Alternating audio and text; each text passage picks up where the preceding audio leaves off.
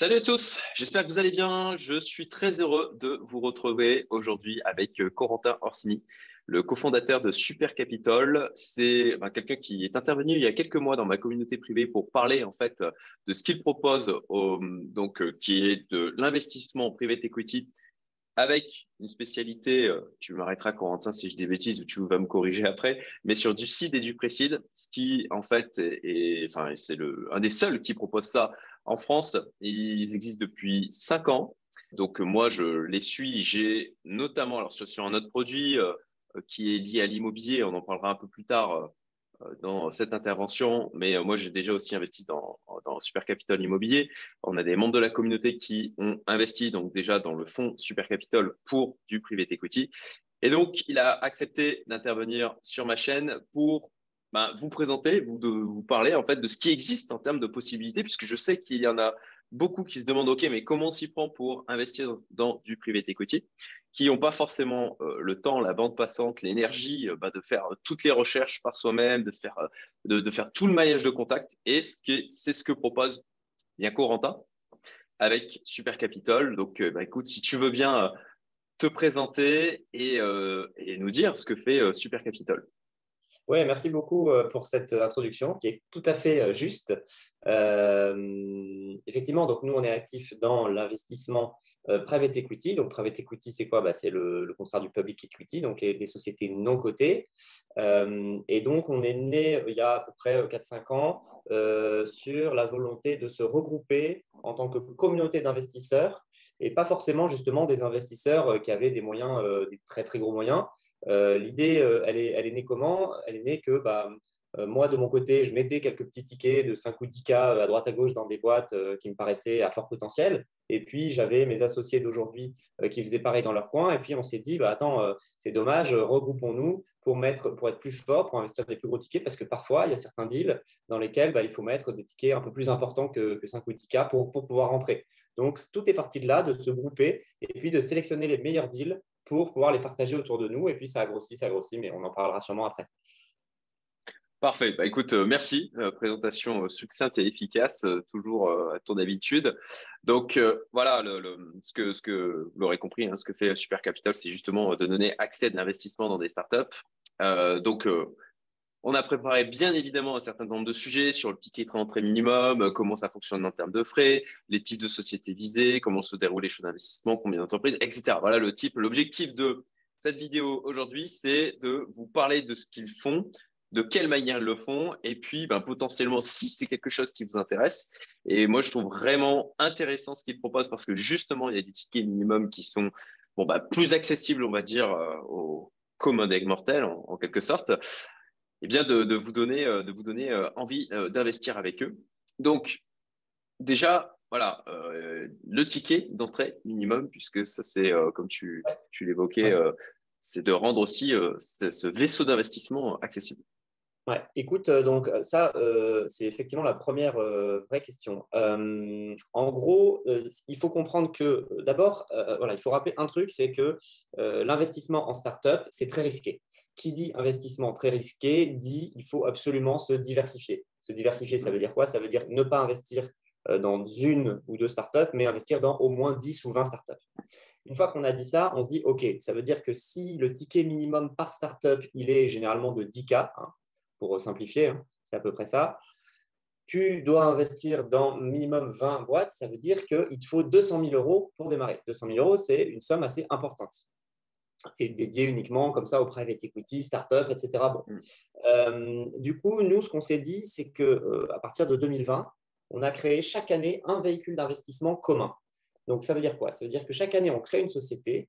Dans cette société, il y a une centaine de personnes qui mettent de l'argent. Généralement, c'est des entrepreneurs, des chefs d'entreprise, mais aussi des gens qui sont à leur compte, des salariés, etc., qui aiment cet écosystème entrepreneurial et qui veulent y participer.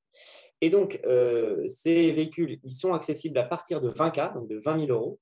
Et avec ces 20 000 euros, en fait, tu te retrouves actionnaire de ce véhicule et tu te retrouves indirectement actionnaire d'une soixantaine de sociétés start-up tech qui en plus sont diversifiées géographiquement parce qu'on investit en France et à l'international.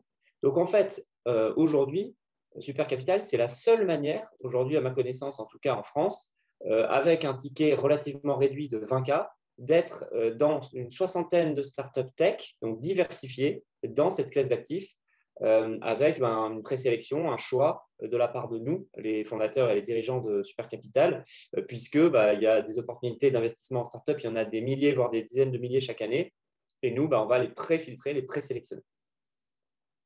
Alors, merci, c'est très clair. Du coup, comment, justement, je rebondis sur tes derniers propos, comment vous les présélectionnez, comment vous les préfiltrez, quel type de société, justement, vous Ouais. allez viser? Ouais. Alors d'abord, il faut les attirer, ces sociétés-là. Donc, on fait du bruit, on fait du marketing, on communique. Donc, on a ce qu'on appelle un deal flow naturel entrant, c'est-à-dire qu'il y a plein de sociétés qui viennent nous voir, qui nous envoient leur dossier. Et puis, nous aussi, on va chercher des sociétés, on va les chasser sur LinkedIn et on va les chasser aussi avec nos réseaux, nos apporteurs d'affaires, nos experts comptables, nos avocats, nos entrepreneurs, etc. Nos actionnaires de nos véhicules d'investissement eux-mêmes nous envoient plein de dossiers dans lesquels on peut investir. Donc, on va les chercher comme ça. Une fois qu'on les a cherchés comme ça, on va les sélectionner sur différents critères de fond et de forme. Donc, on va lire leur présentation, leur pitch deck. On va s'entretenir avec eux, souvent par visio, parfois physiquement. On va éventuellement appeler des clients à eux. On va éventuellement appeler des actionnaires historiques qui leur ont fait confiance. Parfois, on appelle un ancien collègue du fondateur ou de la fondatrice, un ancien boss, pour voir un peu ce qu'il pense de la personne. Parce que clairement, en early stage, comme ça, dans les startups, ce qui compte, c'est la qualité de l'équipe, la qualité des fondateurs, vraiment avant tout. Et donc, on va se faire notre idée. Et puis après, plus précisément, ça veut dire quoi? Ça veut dire qu'on va investir dans quel type de société? On va investir en fait dans des sociétés dont on pense qu'elles vont pouvoir faire une forte croissance dans ces prochaines années.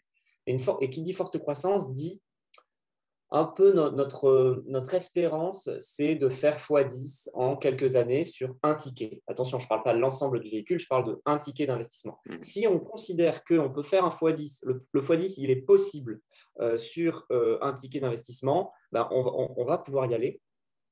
Alors évidemment, dans nos rêves les plus fous, on veut faire plus, on veut faire x100, on veut faire plus que ça. Mais voilà, c'est un peu la stratégie.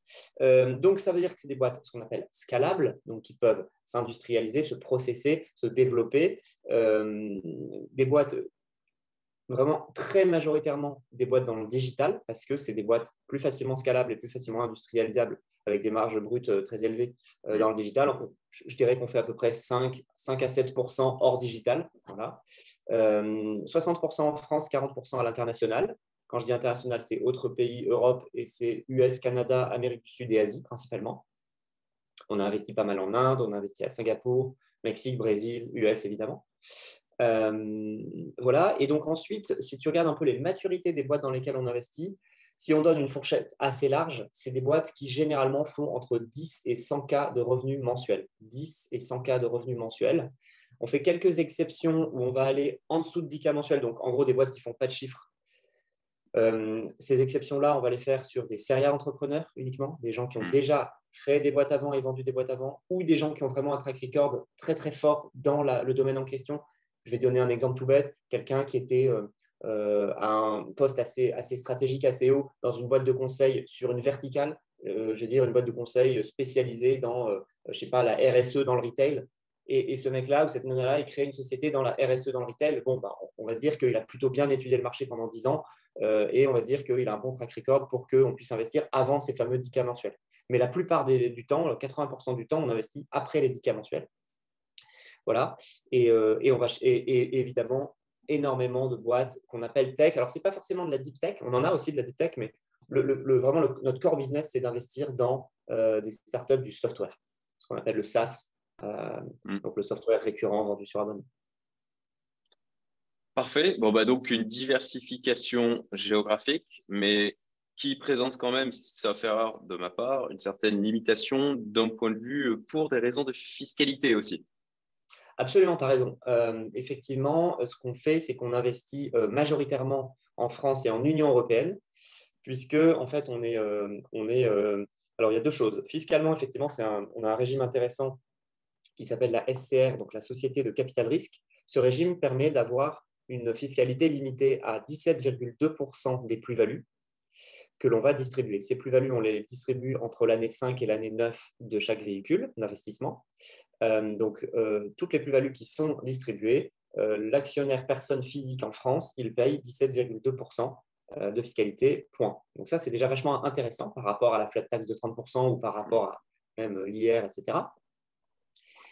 Et puis, on est aussi éligible à ce qu'on appelle le remploi cession, donc le 150 OBTR, le fameux. C'est quoi ça? C'est lorsque un entrepreneur, un chef d'entreprise vend sa société et qu'il fait remonter le cash dans une holding, eh bien, cette holding, si elle réinvestit 60% de ce cash, elle n'est pas fiscalisée. Et donc, les entrepreneurs peuvent réinvestir ces sommes chez nous, puisque nous, on investit la majorité de nos fonds en Union européenne dans des startups en equity. C'est ça les règles. Donc, effectivement, pour un entrepreneur qui a fait un exit et qui a eu la bonne idée, parce que fiscalement, de ne pas le faire, c'est vraiment dommage, d'avoir une holding qui a récupéré le fruit de la vente des parts, eh bien, c'est un canal d'investissement via ce que vous proposez, votre fonds, qui est idéal d'un point de vue optimisation fiscale. Exactement. Alors, on n'a pas le droit de parler de fonds, attention, parce qu'on n'est pas régulé par la même. Oui. On est vraiment des véhicules d'investissement. Absolument. C'est bien de me corriger. D'ailleurs, si vous êtes une startup et que vous souhaitez soumettre votre dossier à Super Capital, je vous ai mis le lien en description et puis aussi en commentaire épinglé vers leur site supercapital.vc. Et puis de la même manière, si ça vous intéresse d'investir avec Super Capital, vous pouvez vous rendre sur leur site. Alors, j'avais prévu pour la fin, mais du coup, comment peuvent-ils vous contacter? C'est uniquement par le biais du site internet? Oui, alors par le biais du site internet, ils peuvent nous suivre sur LinkedIn, nous envoyer des mails, des WhatsApp. On répond autant que faire se peut, mais on répond quasiment toujours, on va dire, si c'est évidemment dans notre core business. Et puis, ce qu'on fait aussi depuis quelques mois, en plus d'investir donc en equity, en capital, donc on faisait déjà donc, investissement en capital et donc souvent, on met un ticket dans une boîte et puis on va en plus partager à notre communauté de business angels autour le deal pour qu'ils co-investissent avec nous. Ça, c'est quelque chose qu'on fait depuis assez longtemps. Et ce qu'on fait aussi depuis quelques mois maintenant, et c'est nouveau, c'est que les startups qui lèvent des fonds, lèvent du capital, on les aide à monter un dossier bancaire et aller voir les banques pour lever de la dette, pour faire levier sur le capital levé et donc pour aller chercher de la dette auprès de banques, auprès de fonds de dette. Et donc, ça, c'est une activité aussi qui marche plutôt bien, ce qui fait que finalement, on est capable de faire du 360 degrés en termes de financement. À la fois, on met un ticket, nous, d'investissement direct avec le véhicule, on a nos co-investisseurs, nos angels qui viennent à nos côtés, et on a nos partenaires bancaires et fonds de dette qui vont venir compléter un tour de table. OK. C'est parfait, c'est très clair. Donc, sur le combien d'entreprises, on en a parlé, sur, on va dire, un véhicule d'investissement qui va regrouper des investisseurs. Il y aura donc une soixantaine d'entreprises, ce qui fait une très belle diversification, du coup. Qui est d'ailleurs, je rebondis là-dessus, hein, ça me semble important de le préciser. Moi, pour avoir du coup échangé avec des gens des business angels qui ont eu des réussites phénoménales dans le domaine du private equity. Voilà, la grosse majorité d'entre eux, le retour qu'ils m'ont fait, c'est effectivement un maximum de diversification. De manière, alors bien sûr, il faut faire une diversification éclairée, et ça, c'est justement un travail que vous faites, hein, donc ça nécessite d'être soit dans le milieu, de connaître, de côtoyer les gens, et puis du coup, de faire son propre spectre de sélection, mais de quand même multiplier au maximum les petits tickets, parce que ça va être juste une petite portion de ces tickets qui vont donner des résultats vraiment importants, et parfois qui sont juste life changer, quoi. Voilà. Ouais, c'est exactement ça. En fait, il faut avoir vraiment bien conscience que c'est un milieu où on va perdre la moitié des investissements qu'on va faire, on va tout perdre. Donc, et en fait, ce qui est difficile, c'est que généralement, ça vient au début. Pas au début. C'est-à-dire, on investit, imaginons qu'on commence à investir aujourd'hui, donc on est en septembre 2022. Je ne sais pas, dans 2 ans, la première boîte dans laquelle on a investi, elle va se cracher. Donc, on va perdre notre argent qu'on avait mis. La deuxième aussi, la troisième aussi. Et peut-être que ce sera seulement la quatrième, cinquième ou sixième boîte où on va commencer à faire un peu d'argent, à récupérer un peu d'argent, faire un multiple x2, x3, x5, que sais-je. Mais ça, généralement, ça va arriver après, donc au bout de 4, 5, 6 ans. Donc, en fait, finalement, les mauvaises nouvelles, on les a au début. Et donc, on se dit, attends, merde, qu'est-ce que j'ai fait? Et donc, finalement, c'est pour ça qu'il faut toujours continuer. Et ton terme, c'est exactement ça, c'est la diversification éclairée. et garder la tête froide. Et puis, au bout d'un moment, normalement, si on a bien fait son job, on commence à avoir des belles sorties, des belles exits qui vont évidemment couvrir l'ensemble des premières pertes et puis faire un multiple au-delà. Avec ça, je sais plus si je t'en avais parlé, mais j'avais reçu un investisseur dans ma communauté bon, qui avait fait. Enfin, si on l'avait évoqué parce que c'est quand même un Ouais. exemple marquant. Euh, Thomas de son prénom, qui voilà avait mis 500K sur. À chaque fois, j'ai du mal avec le nom de cette boîte, mais qui est un concurrent d'Uber du côté de Ouais. Destiny. Voilà. Et qui a mis 500K et oui, et donc la boîte, enfin, c'était devenu 500 millions en fait son investissement de base quoi. Donc bon, voilà. Après, il faut pas qu'on se laisse tourner la tête par ce type de chiffres, hein. C'est toujours des cas, des belles réussites, hein, des belles histoires, Ouais. etc. Mais voilà, pour un cas comme ça, il y en a des centaines, des milliers aussi d'échecs. Donc attention au Ouais, tout à biais du fait. survivant. Tout à fait. Pour un cas comme ça, il y a des milliers d'échecs et il y a des milliers de petits multiples à x2, x3. Et bon, voilà. Mais tu as raison de le souligner. Effectivement, pourquoi on fait ce métier, c'est quand même aussi pour trouver cette pépite parce que c'est possible. Alors, c'est peut-être une Mm. chance sur 1 million, OK, ou peut-être une chance, je ne sais pas, sur je sais pas combien, sur 10 000 ou sur 100 000. Alors, c'est déjà beaucoup plus que gagner au loto. Tu as Clairement. beaucoup plus de chances de trouver si tu Mm. fais ton travail sérieusement que de gagner au loto. Et puis ouais, ça drive un peu tout l'écosystème parce que y a des belles histoires comme ça. On connaît par exemple, comment il s'appelle, Calacanis, Jason Calacanis, qui a été le premier investisseur dans Uber.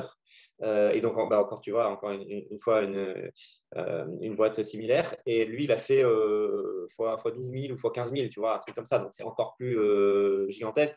Le fondateur de LinkedIn aussi, il est connu pour avoir investi au début dans Facebook. Pareil, il a fait fois 12 Mm. 000 ou fois 15 000. Bref, c'est des choses assez exceptionnelles, mais qui existent. Tout à fait. Et Bolt, j'ai retrouvé le nom de la boîte. Voilà. Ah oui, bien sûr. Et alors, je voulais effectivement. Je voulais rebondir et puis voilà, ça m'a échappé, c'est pas grave, ça me reviendra. Alors justement, pour en revenir, ah oui, voilà, c'est ça. C'est un point important, c'est de bien comprendre que là, on parle potentiellement de sociétés extrêmement connues. Mais moi, d'expérience, j'ai fait des multiples de x10, x20 sur des boîtes dont vous n'avez jamais entendu parler, et que dont vous n'entendrez en fait jamais parler. C'est pas pour, il n'y a pas besoin que la boîte devienne célèbre. Il n'y a pas besoin qu'il devienne un leader mondial pour Sûr, arriver à faire déjà des multiples qui sont très sûr. sympathique, quoi. Voilà. Ouais, tu as entièrement raison. Nous-mêmes, tu vois, on a fait notre plus gros multiple qui est x58. On l'a fait sur une boîte dont je ne peux pas dévoiler le nom, mais effectivement, même si je dévoilais ce nom, 99% des gens ne le connaîtraient pas. Le tout, effectivement, étant, pour ces boîtes que tu cites là, étant d'entrée à une valo relativement intéressante, relativement basse, parce que finalement, des boîtes qui se vendent des milliards, il y en a très peu, mais des boîtes qui se vendent 30, 40, 50 millions, il y en a quand même Mm. beaucoup. Il y en a quand même Mhm. beaucoup. Je ne sais pas combien il y en a exactement, mais enfin, il y en a plusieurs centaines par an, rien qu'en France. Et finalement, si tu as investi à une valeur de 1 million, avec la boîte, elle se vend 50 millions, tu vas faire ton x50, à moins que tu aies été dilué par d'autres tours de table successifs. C'est souvent le Bien cas. sûr. Mais généralement, tu vas être dilué de quoi? Allez, un tiers. Tu vas quand même faire ton x35. C'est quand même vachement beau. Absolument. C'est clair. Donc, bon, voilà, c'était l'élément que je voulais préciser. Alors, justement, tu parlais le plus beau multiple que vous aviez pu faire jusqu'à maintenant. Justement, en termes de track record, vous, voilà, qu'est-ce que vous avez à mettre en avant? Les deux précédentes levées de fonds, comment se portent les investissements jusqu'à maintenant? Et puis, directement lié à ça, pour ceux qui veulent investir avec vous, quel est sur un horizon de 5-10 ans, puisque private equity, on ne parle pas de quelque chose dans un an, dans 2 ans. Alors parfois, on a fait des exits très rapides, hein. Moi, le plus court que j'avais fait, c'était, je sais plus, 4 ou 5 mois. Mais la plupart du temps, on est sur des horizons de temps de 5 à 10 ans. OK. Euh, donc, quel track record? Et deuxième question, quel rendement visé in fine?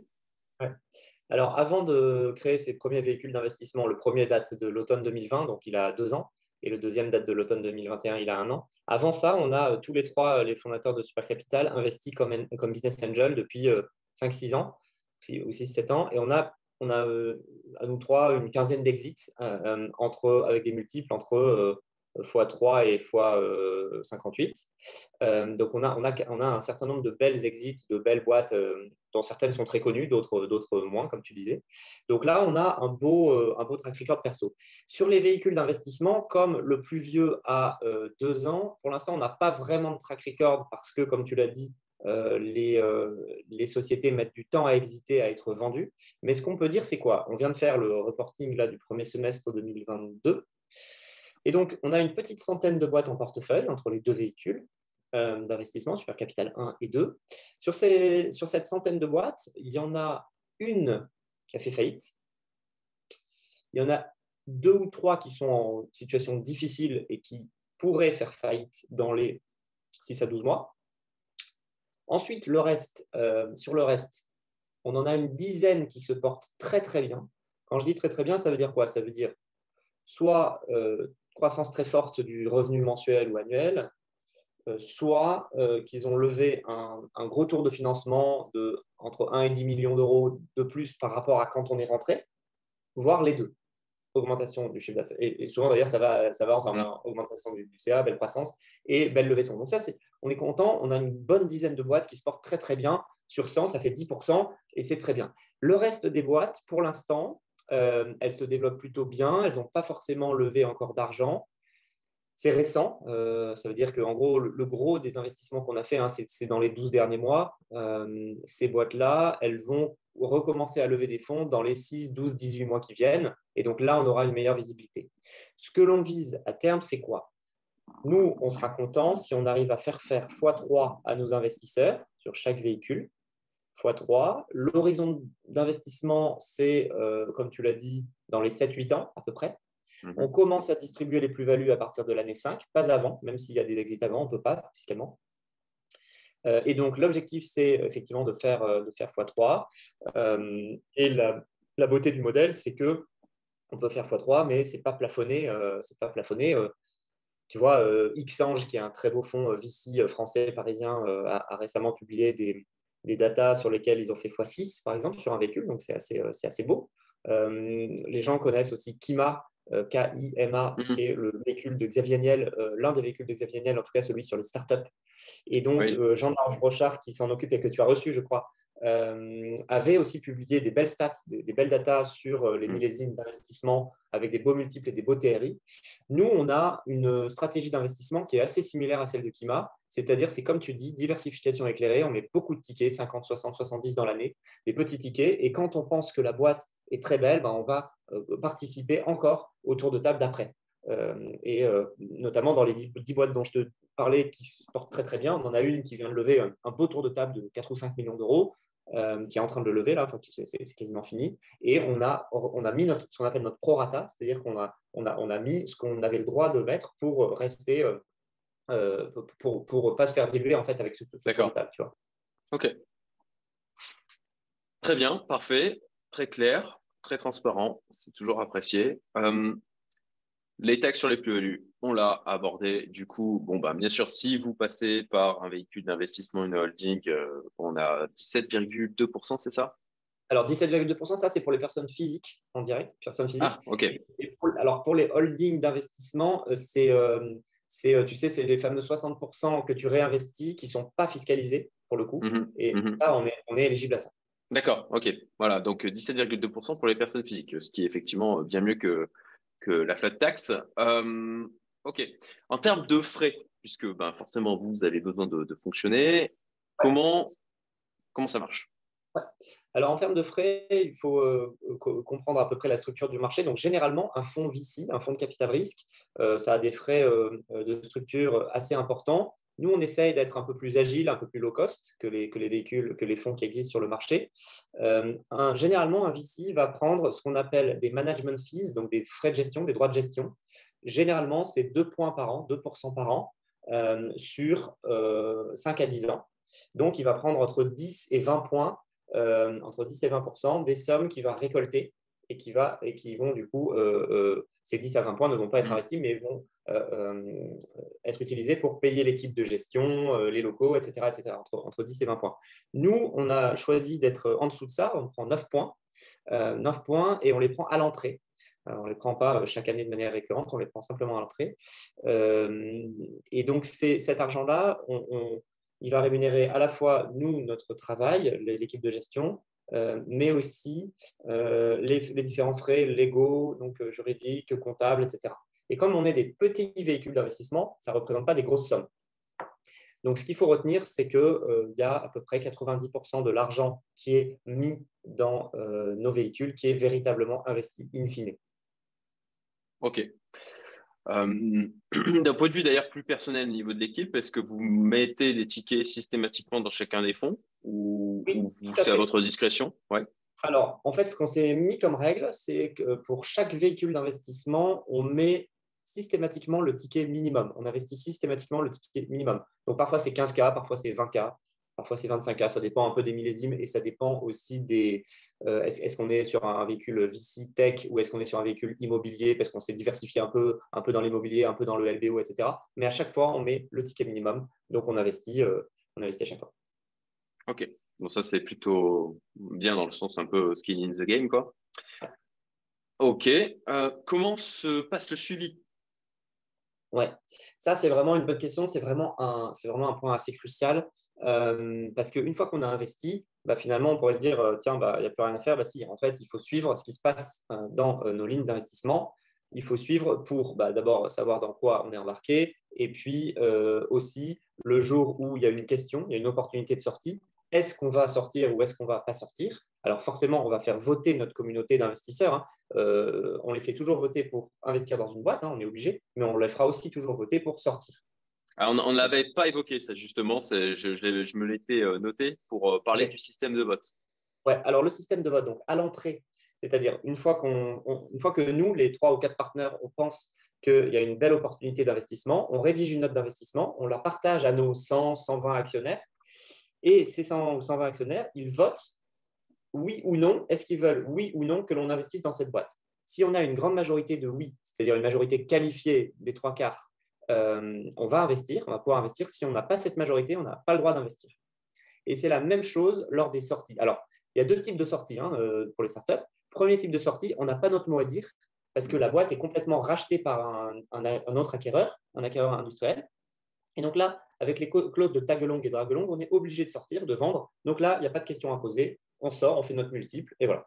Par contre, quand on a des tours de financement très importants de série A, série B, série C, etc., de gros fonds qui arrivent, certaines fois, ils nous proposent de sortir. Ils nous disent, OK, on va nettoyer la table de capitalisation, on va racheter les petits actionnaires, nous on est un petit actionnaire, et donc on va injecter beaucoup plus d'argent. Donc, est-ce que vous voulez sortir oui, non, ou est-ce que vous voulez sortir oui complètement ou partiellement?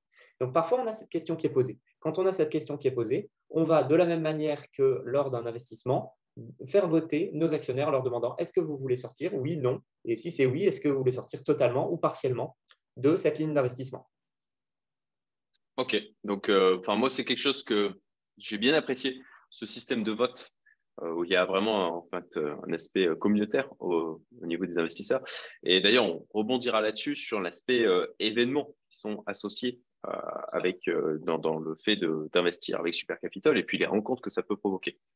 Donc voilà, le système de vote, ça, c'est un élément dont devait absolument parler. Et donc, en revenons-en au système de suivi. Donc, il y a des rapports, si je me souviens bien, qui sont produits tous les 6 mois. Exactement. Donc, semestriel. Donc, on fait un reporting semestriel sur tout ce qui s'est passé les 6 derniers mois chez nos participations, chez nos boîtes dans lesquelles on a investi. Donc, c'est là qu'on va retrouver les fameuses 10 ou 15 ou plus sociétés qui se portent super bien et on va donner les bonnes nouvelles. Un tel a levé 5-10 millions, un tel a signé un gros contrat avec une boîte du CAC 40, etc. Tout ce que tu veux. Ensuite, boîte par boîte, quelles sont un peu les actualités et les besoins de chaque boîte. Et puis à la fin, ces boîtes-là, elles vont plutôt moins bien. Cette boîte-là, elle a fermé, etc., etc. Donc, un petit paragraphe court et rapide sur chaque boîte qui résume un peu l'actualité et comment elle se porte. Et puis ensuite, une petite note générale avec des statistiques, avec de la data sur dans quel secteur, dans quelle industrie, dans quel pays on a investi le plus, qu'est-ce qu'on pense de l'état du marché, etc., etc. Ça, c'est un gros Parfait. boulot à faire tous les 6 mois. Oui, oui, ça c'est clair. Alors, est-ce qu'on peut, imaginons, voilà, j'investis et au bout de 3 ans, je veux récupérer de l'argent, j'ai besoin de liquidité pour telle ou telle raison. Est-ce qu'il est possible de sortir en anticipé? Alors, normalement, non. La règle, c'est non. Maintenant, il y a des situations particulières dans la vie qui peuvent être étudiées et qui peuvent être vues. Donc là, on a eu récemment, là, il y a quelques jours, le cas de quelqu'un qui souhaite éventuellement sortir. Donc, ce qu'on va faire, c'est qu'on va… Enfin, là pour le coup, le cas s'entend très bien dans son cas. Ce qu'on va faire, c'est qu'on va proposer aux autres actionnaires de Super Capital si certains veulent racheter ces parts. Donc ça, c'est la première solution. La deuxième solution, c'est éventuellement que Super Capital, nous-mêmes, on rachète si on en a les moyens. Voilà, donc a priori, l'idée, c'est de rester entre nous, c'est pas de faire venir des nouveaux actionnaires extérieurs. Alors, il y avait cette question avait pour objectif de bien faire comprendre qu'effectivement, la capacité, il y a une liquidité et que si l'on veut sortir, ça se fait pas rapidement, c'est pas hop, hop, hop, moi je vends mes parts, qui c'est qui veut les acheter? C'est éventuellement possible dans des cas bien spécifiques, mais ça n'a absolument rien de facile. Donc, il faut bien comprendre que c'est sur un investissement où on va être bloqué, en fait, pour les 7 ans approximativement à venir. OK. Complètement, complètement. Très bien. Je pense qu'on a déjà balayé pas mal d'éléments. N'hésitez pas, si vous avez des questions, mettez-les en commentaire, hein. Je demanderai à Corentin de venir voir, ou en tout cas, il transmettra à son équipe pour pouvoir répondre au mieux à vos questions. Et puis sinon, contactez-les via le site internet. Est-ce qu'on peut donner une adresse email? Une adresse email, oui, bien sûr. Donc, Oui. les startups peuvent envoyer leur dossier, leur pitch deck à l'adresse dealflow@supercapital.vc, dealflow@supercapital.vc, ou bien Je mon le adresse. mettrai en description. Je mettrai en description aussi l'email. Voilà. Bon, bah, super. Sinon, mon email direct, co@supercapital.fr.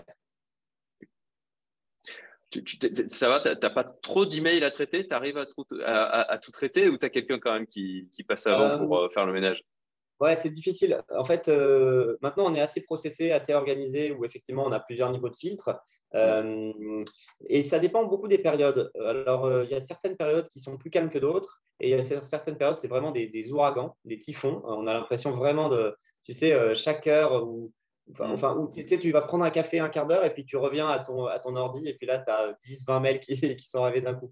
En ce moment, on a un peu de chance. Là, c'est un peu plus calme que d'habitude, donc ça fait du bien. Mais on sait qu'on va, on va se prendre le bouillon bientôt, je pense.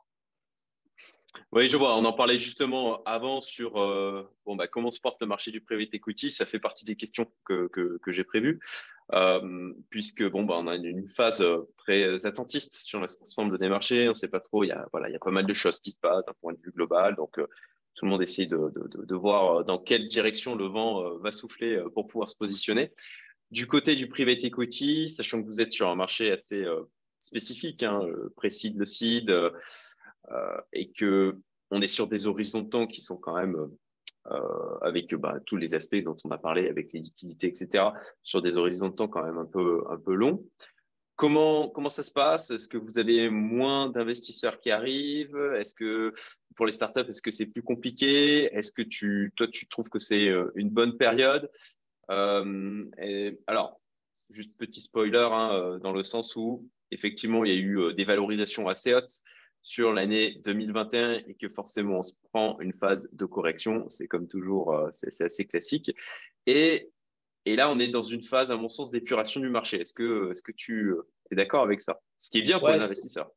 ouais, c'est 100% comme ça chez nous. En fait, ça fait quoi? Ça fait 10-11 mois que les marchés boursiers ont commencé à baisser. Donc là, on est en septembre 2022. Donc fin 2021, début 2022, les marchés boursiers ont commencé à bien corriger, à bien prendre le bouillon. Nous, à ce moment-là, on n'a rien senti. Et puis, c'est venu progressivement. Donc, c'est descendu d'un cran au fond de série D, E, ensuite au fond de série C, série B, série A. L'early stage était encore préservé. Et puis, depuis le mois de mai-juin, ça nous a atteint nous aussi. Donc, en early stage, c'est plus compliqué, les valos baissent. Donc, ça, c'est plutôt bien pour des nouveaux investisseurs parce que ça va être une période où les valos vont être plus sages. Donc, ça, c'est bien. Par contre, ce qui est compliqué, c'est que les boîtes qu'on a en portefeuille, elles ont du mal à se refinancer. parce que elles ont levé des tours à des valeurs importantes, comme tu l'as dit, l'année dernière, et cette année, c'est plus compliqué. Donc, elles doivent faire le dos rond, ou bien elles doivent décaler leur levée de fonds, ou bien lever sur des valos moins importantes. Donc, tout ça, c'est difficile. Il y a aussi, ce que je te disais, moins de dossiers entrants. Le deal flow a vraiment réduit. Donc, est-ce que c'est une période attentiste? Je pense, effectivement, c'est une période attentiste où les entrepreneurs et les investisseurs sont un peu frileux. Les deux sont un peu frileux. Est-ce qu'ils sont un peu frileux c'est l'histoire de 3 mois, ou est-ce que c'est l'histoire de 12 mois? Ça, j'en sais rien. Mais pour l'instant, effectivement, je dirais qu'en termes de deal flow entrant, on est sur la moitié du volume habituel. Là, je parle vraiment des startups qui veulent lever de l'argent, hein. Elles savent que c'est peut-être pas le bon moment, tu vois. Et en termes d'investisseurs, écoute, on a toujours pas mal d'investisseurs intéressés par cette classe d'actifs, parce que ça reste une classe d'actifs vachement intéressante. Cependant, ils sont un peu plus frileux. Ils regardent un peu plus, ils vont un peu plus traîner. Mais moi, je pense que c'est une très bonne période qui s'annonce là, parce que l'écosystème tech, il est mature en France et en Europe, et les valos ont baissé. Donc, je pense que c'est la meilleure période.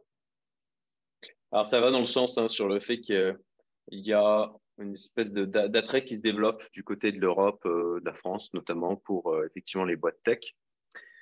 Et au détriment, entre guillemets, des États-Unis qui ont eu vraiment beaucoup le vent en poupe ces dernières années. Après, je sais que, enfin, pour ma part, il y a une boîte Picadi en Inde dans laquelle j'investis qui a une très belle croissance. Donc, il y a des choses à faire, effectivement, en dehors des States maintenant.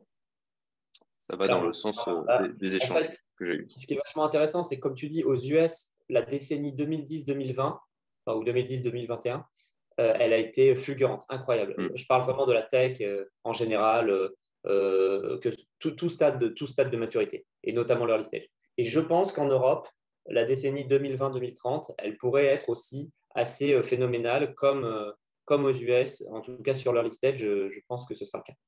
Mm. À noter que c'est dans les périodes aussi où, disons qu'il y a certaines difficultés ou crises, qu'il y a de très belles boîtes justement qui émergent, le chaos est créateur. Exactement. LinkedIn, Facebook sont nés en 2002 après la bulle, la première bulle. Et puis après la bulle de 2008, on a eu aussi un certain nombre de très belles boîtes qui sont nées. Ouais. Tout à fait. Ok. Dernière chose que je vais évoquer, c'est effectivement le super capital immobilier dans lequel moi j'ai mis un ticket justement. Qui, alors là, même chose, hein, tu vas me corriger si j'explique mal ou si je me trompe, mais qui a pour objectif en fait de faire de l'achat-revente. Donc acheter un bien immobilier, faire les travaux, du flip, voilà. Ce qui assure quand même une liquidité à horizon de, si je me souviens bien, c'est sur 1 an et demi, 2 ans. C'est ça. Voilà. Et puis une rentabilité visée. Alors comme j'en ai fait plusieurs dernièrement, c'était entre 15 et 20%, c'est ça? Ouais, c'est ça. On garantit effectivement du 15%. En tout cas, si on regarde le track record de la personne qui s'occupe de ce véhicule chez nous, c'est largement ce qu'il a réussi à faire ces dernières années, encore une fois à titre perso, hein, un peu comme nous, la même histoire que sur les startups tech. Hein. Mais effectivement, tu as raison, c'est ça. L'idée, c'est quoi? C'est sur tout le territoire français de trouver des opportunités à l'achat de biens immobiliers décotés. Et ces biens immobiliers décotés, de les acheter, de les transformer et de les vendre à quelqu'un qui va être intéressé, soit pour l'utiliser pour lui-même, soit pour investir avec un bon rendement. Notre première opération, c'est une opération où, en fait, dans le nord de la France, on rachète une très grande surface, enfin une très grande surface, une surface de 1800 mètres carrés. Et dans ces 1800 mètres carrés, on va créer plusieurs studios de musique indépendants. Et ces studios de musique indépendants, on va les louer à une société qui les exploite. Et donc, ça va faire un rendement. Et on va revendre le tout à une foncière qui sera intéressée par un rendement intéressant qu'on va lui offrir. Donc là, effectivement, ça, c'est notre première opération sur ce véhicule super capital immobilier. Il y en aura d'autres à venir. Et donc, pour ça, qu'est-ce qu'on a fait? Nous, on n'est pas des experts, les quatre fondateurs de Supercapital, on n'est pas des experts de l'immobilier. On s'est entouré d'un expert de l'immobilier qui s'appelle Olivier Bronner et qui, en fait, lui, opère ce véhicule conjointement avec nous. Donc, nous, on a apporté la marque Supercapital, la communauté d'investisseurs Supercapital, et lui, il a vraiment la connaissance marché la connaissance opérationnelle. Et donc, on le laisse gérer et on est à 50-50 sur cette activité-là, sur l'IMO. Ça se passe très bien. Et on a aussi une nouvelle activité qu'on lance sur le même modèle qui est sur le LBO. Et donc, on est assez content de pouvoir se diversifier un peu comme ça, sachant que nous, les 4 fondateurs, on a vraiment une expertise sur la tech, la startup tech, et on reste dessus, quoi qu'il arrive. Et autour, on se diversifie, encore toujours à la même règle de la diversification, avec des experts. Très bien. Dernier élément que je voulais aborder, c'est effectivement quels événements à venir au niveau de Super Capital, parce que il me semble que c'est dans mon agenda, il y a quelque chose la semaine prochaine. Tu as raison, le 21 septembre, on fait une soirée, un événement dédié à nos actionnaires de nos véhicules et aussi aux startups, aux entrepreneurs chez qui on a investi. Mais on peut l'ouvrir aussi, évidemment, à ceux qui sont intéressés de venir nous rejoindre et d'investir dans nos prochains véhicules. Donc, avec grand plaisir, c'est à Paris le 21 septembre. On en fait 3 ou 4 par an, des soirées comme ça. Et puis, on va lancer de plus en plus des plus petits événements avec 10 ou 20 personnes où on va faire un peu de formation, comment devenir business angel, comment s'améliorer comme investisseur comme ça en startup. On va essayer de faire plus de choses que ce qu'on faisait jusqu'à présent pour vraiment propager cette bonne parole et cette best practice de l'investissement. Très bien, bah voilà, c'était le dernier point que je voulais évoquer, l'aspect communautaire qu'il y a au-delà de juste la partie investissement. Donc, pour le réseau, se créer aussi un carnet d'adresses, c'est quelque chose qui n'est pas anodin. Et je pense que voilà, ça clôture du coup cette intervention. On est resté raisonnable en termes de temps. Je pense que, en tout cas, j'espère qu'on a été clair, qu'on a amené un maximum d'informations pour pouvoir potentiellement vous intéresser à Super Capital ou au private equity d'une manière générale. Comme d'habitude, je vous le dis, n'hésitez pas à poser vos questions en commentaire. Soit je répondrai moi si j'ai les éléments de réponse, soit je transmettrai à Corentin. Corentin, est-ce que tu as un mot de la fin, quelque chose à préciser? Et écoute, non, juste que merci beaucoup pour l'invitation, j'étais ravi. Et puis, non, dire simplement que notre philosophie chez Super Capital, c'est l'accessibilité. Donc, c'est être vraiment sérieux, faire du travail sérieux, mais sans se prendre au sérieux. Donc, voilà, c'est un peu tout ce qu'on a l'habitude de dire. Donc, n'hésitez pas à venir, ne serait-ce que discuter avec nous, on sera ravis parce qu'on fait ça avant tout par passion pour l'entrepreneuriat.